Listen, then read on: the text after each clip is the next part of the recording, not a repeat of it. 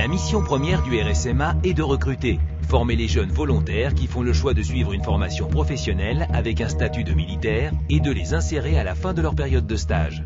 C'est un homme qui m'a montré, qui m'a dit de venir ici et que le RSMA, ça peut t'aider à trouver un travail et à te motiver sur ça. Donc quand je suis venu ici, bon, j'ai choisi le charpente parce que depuis petit, j'aimais déjà le bois, j'aimais construire des trucs. Après ma formation, je souhaite continuer dans le RSMA comme première classe et continuer jusqu'à continuer de monter comme cadre. J'ai choisi de faire cette formation restauration car la restauration m'intéresse beaucoup. Bon, et je compte l'associer avec mon BTS NRC, négociation, relations clientèle, qui me permettra non pas de servir mais de manager.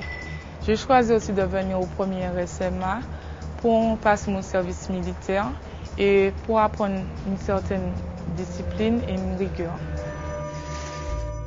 Les formations proposées au premier RSMA sont adaptées aux évolutions du monde économique et du marché du travail pour offrir aux jeunes de meilleures perspectives d'insertion professionnelle.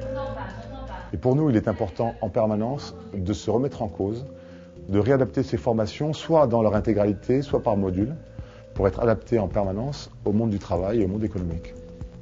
Avec une ouverture sur de nouveaux métiers, puisque cette année on va lancer dans les métiers de la terre une filière banane et une filière élagage, taille et soin des arbres en hauteur. L'autre orientation, mais qui devrait avoir lieu l'année prochaine, sera certainement pour les métiers avec une sensibilité bien particulière sur le développement durable. Avec un taux d'insertion professionnelle de près de 80%, la réputation du premier RSMA n'est plus à faire. Une formation en continu, des ateliers bien équipés et un parc d'engins et de machines à demeure permettent un gain de temps et une meilleure efficacité dans le déroulement des formations. Ici, c'est pas comme ailleurs. Pourquoi? Parce qu'ils ont les lois militaires. Ça fait qu'on est obligé d'être derrière eux tous les jours, ceux qui n'ont pas à l'extérieur. Ça fait qu'à l'extérieur, ils vont baisser les bras vite fait. Qu'ici, on est là tous les jours, du matin jusqu'au soir. Et on n'arrête pas, 24 heures sur 24, on est sur leur dos. Il ne faut pas qu'ils baissent les bras et à fond, on sera là. Comme ceux-là, c'est exactement le même modèle, regardez. Eh bien, ma plus grande fierté, c'est que depuis 3 ans que je suis monitrice, 2 ans en tant que technicienne et 1 an en tant que monitrice. Eh bien, jusqu'à maintenant, on a eu 100% de réussite et la dernière session qui est arrivée en avril, eh bien, jusqu'à maintenant, je suis fière d'eux, ils travaillent, ils sont sérieux et c'est parfait. Le succès du premier RSMA s'appuie également sur un solide partenariat qu'il a su développer avec l'ensemble des acteurs politiques, économiques et sociaux de la Martinique. Donc le RSMA est complètement intégré dans le monde économique et dans le milieu de la formation. Nous avons un grand nombre de partenaires avec lesquels nous menons des actions régulièrement. Nous avons eu le 20 mai une conférence importante sur la promotion de la formation par alternance, formation qui est un véritable triptyque qui intègre aussi bien les sociétés que le milieu de la formation complémentaire que le RSMA. Ce séminaire a permis de valoriser ce type de formation et pour une meilleure insertion des jeunes.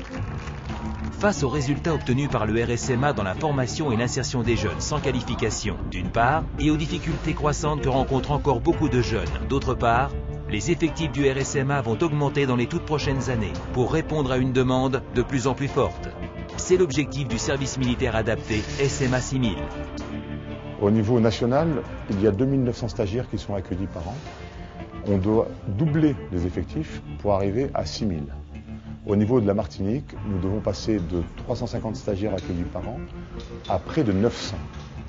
C'est un véritable challenge qui va nous obliger, d'une part, à revoir une partie des formations, c'est-à-dire adapter la formation au plus juste en élargissant le recrutement aux diplômés, par exemple, et d'autre part, va nous obliger à revoir les partenariats avec le monde extérieur pour être sûr d'avoir une mécanique bien huilée qui permette de recruter, de former et d'insérer au mieux, avec le maximum de succès possible, au sein du monde économique. Forcément, les portes du RSMA vont s'agrandir, c'est-à-dire qu'on va augmenter le quota de jeunes diplômés. On entend par diplômés des jeunes titulaires d'un CAP ou d'un titre 5 pour une orientation, c'est-à-dire qu'on irait vers un recrutement de jeunes au chômage diplômés depuis plus de 6 mois pour une remise en jambe, on dirait, pour une insertion sur des formations globalement courtes de 6 mois.